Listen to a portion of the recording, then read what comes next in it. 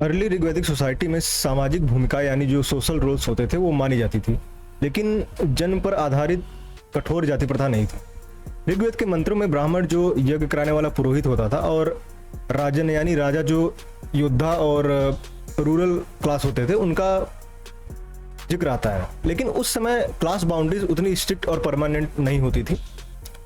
कुछ स्कॉलर्स का मानना है कि ऋग्वैदिक एज की शुरुआत में ब्राह्मण अलग सोशल क्लास के रूप में नहीं थे, लेकिन ऋग्वैदिक पीरियड के अंत तक वे यज्ञ और वेद से जुड़े जो कार्य होते थे उनको वे कराने लग गए और धीरे धीरे ये एक अलग सोशल क्लास बन गए। असल में 4 वर्णों का जो मेंशन है वो ऋग्वेद के 10th मंडल के सूक्त 90 में है, जिसे पुरुष सूक्त कहते हैं। इस ऋचा में एक और बात, ऋग्वेद मंत्रों को ऋचा कहा जाता है, तो इस ऋचा में पुरुष नाम के एक ब्रह्मांडी अस्तित्व या एक प्राणी का वर्णन है, जिसके शरीर से 4 वर्णों की उत्पत्ति होती है। पुरुष के मुख से उत्पन्न हुए ब्राह्मण, क्षत्रिय उसकी भुजाओं से, वैश्य उसकी जांघों से और शूद्र उसके पैरों से जन्मे। और यही आगे चलकर वर्ण व्यवस्था के लिए एक धार्मिक आधार बन गई। लेकिन मॉडर्न स्कॉलर्स का मानना है कि ये ऋग्वेद का मूल हिस्सा नहीं था, बल्कि इसको बाद में जोड़ा गया ताकि पहले से मौजूद जाति व्यवस्था को जस्टिफाई किया जा सके। उदाहरण के लिए हिस्टोरियन वी नागराजन कहते हैं कि पुरुष सूक्त शायद एक बात की जोड़ तोड़ थी ताकि उभरती हुई वर्ण व्यवस्था को वेदों की मंजूरी मिल सके।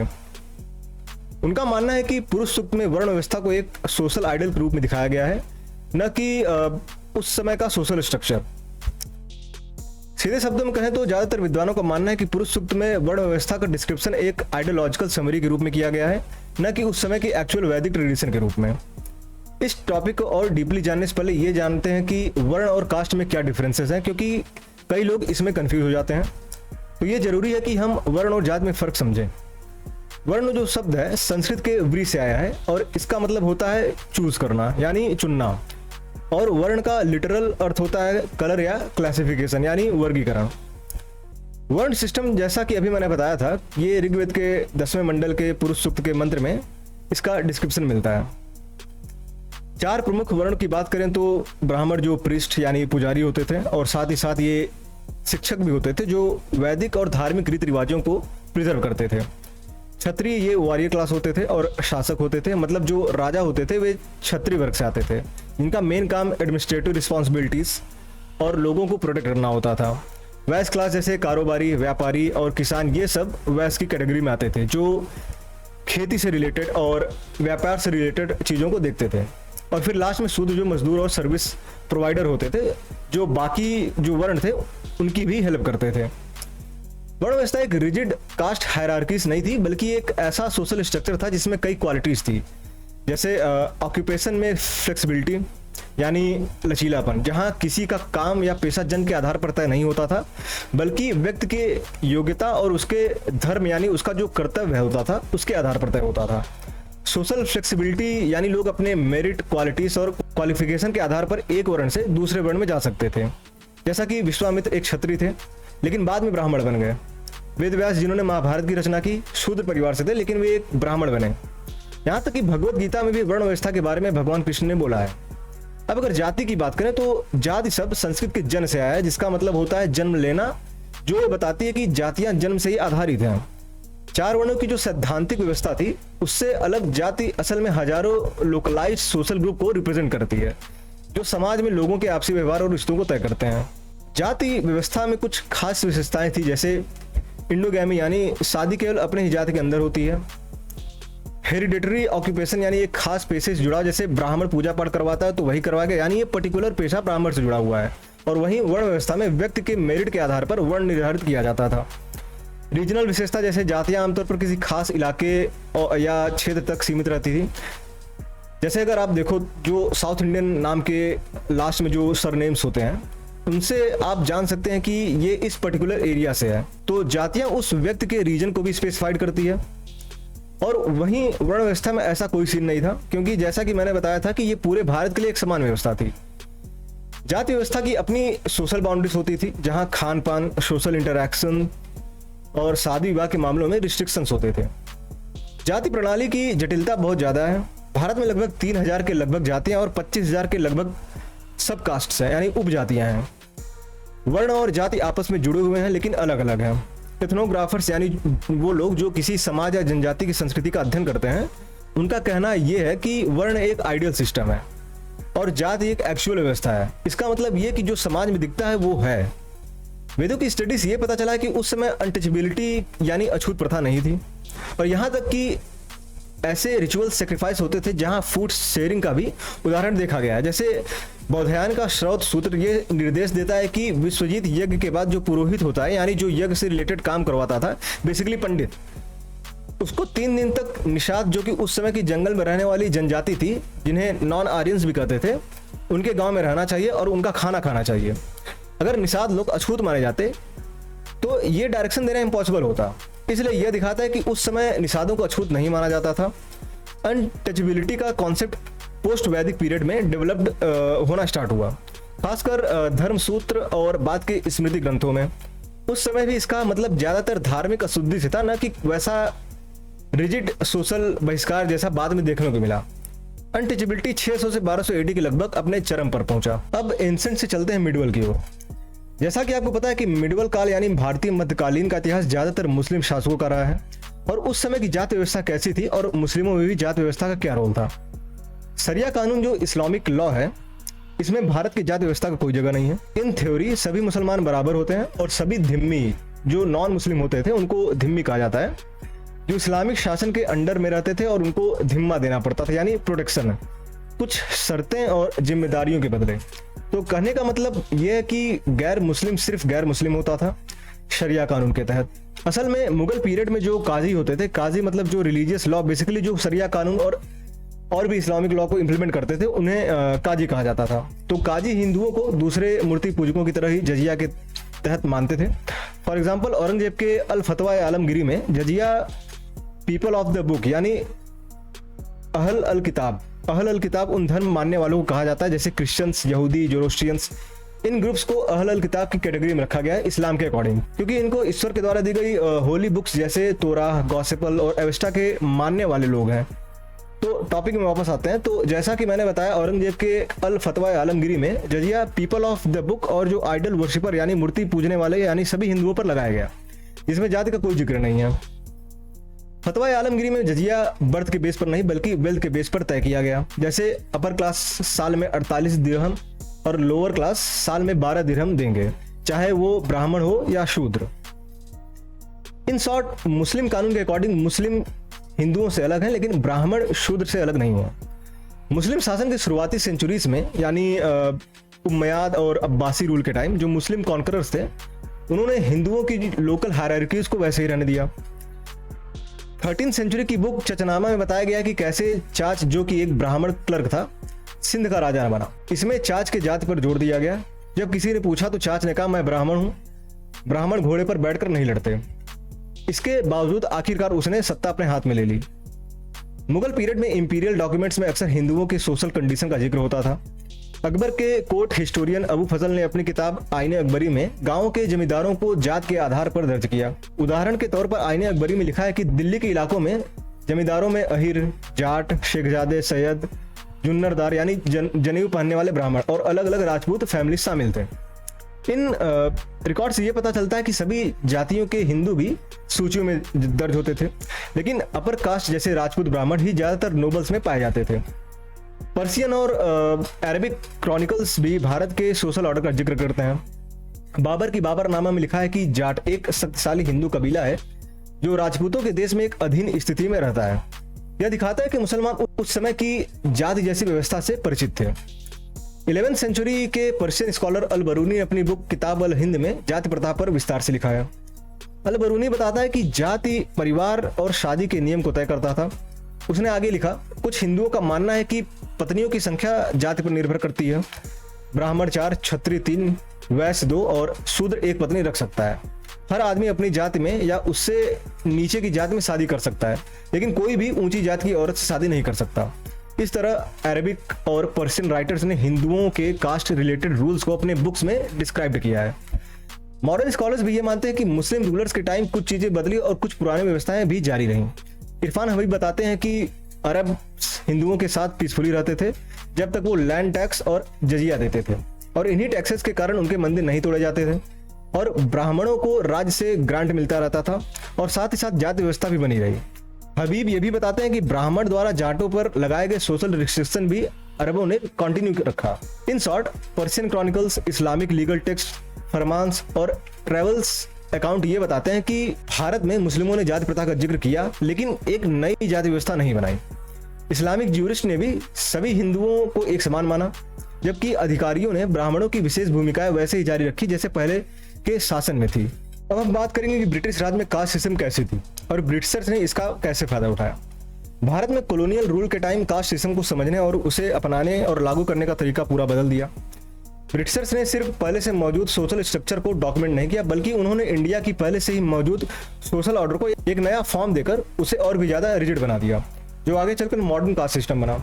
ये चेंजेस कई तरीकों से हुआ, जैसे systematic census, legal codification, administrative policies के जरिए हुआ, और इसका असर आज भी इंडियन सोसाइटी में दिखाई देता है। 1871 में जब पहली बार सिस्टमैटिक कास्ट सेंसस हुआ, तब ब्रिटिशर्स ने कास्ट को इंडिया को रूल करने का एक इंपॉर्टेंट बेस बनाया। एंथ्रोपोलॉजिस्ट सूसन बेली बताती हैं कि कॉलोनियल रूल के टाइम में वो लोग एक बड़ी लिस्ट बनाते थे जिसमें सब जातियों के नाम होते थे। वो इस लिस्ट में जातियों को ऐसे नंबर देते थे जैसे जानवरों को अलग अलग तरह में बांटा जाता है, और ये नंबर इस बात पर देते थे कि कौन कितनी साफ है, किस काम से जुड़ी है और लोग उन्हें कितना अच्छा या बुरा मानते हैं। असल में सेंसस ने कास्ट को एक रिजिड एडमिनिस्ट्रेटिव आइडेंटिटी दे दिया। 1930 के डिकेड में ब्रिटिश गवर्नमेंट ने पहली बार डिप्रेस्ड क्लास को, जिसे बाद में शेड्यूल कास्ट कहा जाने लगा, और ट्राइबल कम्युनिटीज की एक ऑफिशियली स्पेशल लिस्ट बनाई। The government of India act 1935 के तहत डिप्रेस्ड क्लास और ट्राइबल कम्युनिटीज के लिए रिजर्व सीट तय की गई और पहली बार शेड्यूल कास्ट और शेड्यूल ट्राइब शब्द को कानून में शामिल किया गया। 1935 का एक्ट 1937 में इंप्लीमेंट हुआ। इसके बाद 1936 में government of India schedule caste order आया, जिसमें हर प्रोविंस के अकॉर्डिंग जातियों की लिस्ट दी गई थी। साधारण शब्दों में ब्रिटिशर्स ने यह तय करना शुरू किया कि कौन शेड्यूल है और इसलिए कौन रिजर्वेशन पाने के लायक है। यह वही प्रोसेस था जो इंडिपेंडेंस के बाद रिजर्वेशन सिस्टम का बेस तैयार किया। 1871 का क्रिमिनल ट्राइब्स एक्ट ने लगभग पूरी की पूरी ट्राइबल कम्युनिटी को जन्म के साथ क्रिमिनल डिक्लेयर कर दिया। 19वीं सेंचुरी के लास्ट तक ज्यादातर शूद्र और दलित कम्युनिटी को भी इंक्लूड कर दिया गया। ये डिवाइड एंड रूल का साफ एग्जाम्पल था, जिसने उन्हें बाकी समाज से अलग थलग कर दिया। ब्रिटिशर्स ने कास्ट बेस्ड जमीन से जुड़े लॉस बनाए, जैसे 1900 का पंजाब लैंड एलियनेशन एक्ट और 1913 में पंजाब प्री एम्पशन एक्ट। इन एक्ट्स में यह तय किया गया कि कौन सी कास्ट लैंड को ओन करने वाली है और कौन सी नहीं। इन कानूनों ने जमीन मालिक जातियों से गैर खेती करने वाले जातियों को जमीन बेचने पर रोक लगाई, जिससे जाति के आधार पर धन का फासला और गहरा हो गया। इन पॉलिसीज ने मिलकर कास्ट डिवाइडेशन को और भी ज्यादा डीप कर दिया। कॉलोनियल एरा के मिशनरीज ने भी कास्ट को देखने के नजरिए को बदल दिया। क्रिश्चियन मिशनरीज ने कास्ट सिस्टम को एक कर्ज बताया और अपने धर्म परिवर्तन करवाए लोगों में जात के नियम तोड़ने की कोशिश की। ट्रेवेनकोर में Anglican missionary Henry baker junior ने ऐसे किसी भी क्रिश्चियन को कम्युनियन यानी सामूहिक प्रार्थना देने से मना कर दिया जो जाति छोड़ने को तैयार नहीं थे। यहाँ तक कि उन्होंने सभी जातियों के लोगों से कहा कि वे एक ही मेज पर 7 घुटने टेक कर प्रार्थना करें। मिशनरीज ने दलितों को इंसान होने के बारे में बिल्कुल अलग सोच दिखाई। एक रिपोर्ट में एक मिशनरी ने एक दलित से कहा कि तुम भगवान के बच्चे हो और उसने तुम्हें बनाया है और तुम्हारी परवाह करता है। तो ऐसे ब्रेन वॉश करके कई दलितों और ट्राइबल कम्युनिटी को कन्वर्ट किया गया।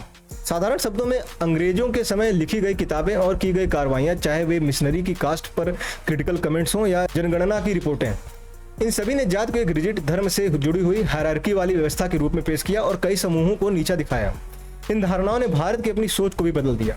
उदाहरण के लिए, जब अंग्रेजों ने जातियों को वर्ण के आधार पर क्रमबद्ध किया तो कई समूहों ने खुद को ऊंची जात के रूप में दिखाने की कोशिश की। इस तरह ब्रिटिश कास्ट रिलेटेड स्टडीज और मिशनरी एक्टिविटीज दोनों ने जाति व्यवस्था की आलोचना भी की और उसे कोडिफाइड भी किया, और इसका असर आज भी इस बात में दिखता है कि भारतीय जाति को कैसे समझते हैं। अब अगर पोस्ट इंडिपेंडेंस भारत की बात करें तो इंडियन कॉन्स्टिट्यूशन ने जात के आधार पर डिस्क्रिमिनेशन को गैर कानूनी घोषित किया। आर्टिकल 15 साफ तौर पर कहता है कि राज्य, जाति, धर्म, नस्ल, लिंग या जन्म स्थान के आधार पर भेदभाव नहीं कर सकता, और आर्टिकल 17 ने भी अनटचेबिलिटी को अनलॉफुल कहा है। इसी के अकॉर्डिंग इंडियन कॉन्स्टिट्यूशन में SC और ST के लिए रिजर्व रिप्रेजेंटेशन की व्यवस्था बनाई। 1950s के डेकेड से ही पार्लियामेंट और स्टेट लेजिस्लेचर यानी राज्य विधानसभाओं में, साथ ही गवर्नमेंट एजुकेशन और जॉब्स में भी SC/ST कैंडिडेट के लिए तय हिस्सा रिजर्व किया गया। रिजर्वेशन सिस्टम की शुरुआत 1932 के पूना एक्ट से हुई, जो महात्मा गांधी और भीमराव अंबेडकर के बीच हुआ एक हिस्टोरिकल एग्रीमेंट था। गांधी जी ने दलितों के लिए सेपरेट इलेक्टोरेट्स के अगेंस्ट अनशन किया। इसके बाद हुए समझौते में तय हुआ कि सेपरेट इलेक्टोरेट्स की बजाय ज्वाइंट इलेक्टोरेट्स होंगे, लेकिन इसमें रिजर्व सीटें होंगी। कम्युनल अवार्ड के तहत पहले 71 सीट्स प्रपोज की गई, जिसको बाद में बढ़ाकर प्रोविंशियल लेजिस्लेचर में शेड्यूल कास्ट के लिए 148 कर दिया गया। पोस्ट इंडिपेंडेंस संविधान में शुरू में सरकारी नौकरियों और एजुकेशनल इंस्टीट्यूट में SC के लिए 15% और ST के लिए 7.5% सीटें रिजर्व की गई। फिर 1979 में आता है सेकंड बैकवर्ड क्लासेस कमीशन, जिसे मंडल कमीशन भी कहते हैं, और ये BP मंडल की अध्यक्षता में बनाया गया था। इस कमीशन ने अदर बैकवर्ड क्लास को तय करने के लिए 11 सोशल, एजुकेशनल और इकोनॉमिक इंडिकेटर्स का इस्तेमाल किया। इस कमीशन ने कुछ मुख्य सुझाव दिए, जैसे 3743 जातियों को OBC के रूप में आइडेंटिफाइड किया गया, जो भारत की लगभग 52% आबादी है। सरकारी नौकरियों और एजुकेशनल इंस्टीट्यूशंस में OBC के लिए 27% रिजर्वेशन की सिफारिश की गई। क्रीमी लेयर का रूल लाया गया ताकि OBC में जो अमीर लोग हैं उनको रिजर्वेशन से बाहर रखा जाए। टोटल रिजर्वेशन की लिमिट 49.5% हो गई। SC/ST के लिए 22.5% थी और OBC के लिए 27%, तो कुल मिलाकर हो गई 49.5%। इन रिकमेंडेशंस को इंप्लीमेंट करने की शुरुआत 1990 में प्राइम मिनिस्टर VP सिंह के टाइम शुरू हुआ, जिससे देश भर में बड़े पैमाने पर प्रोटेस्ट हुए। मंडल कमीशन केस रिजर्वेशन पर सबसे इंपॉर्टेंट जुडिशियल डिसीजंस में से एक माना जाता है।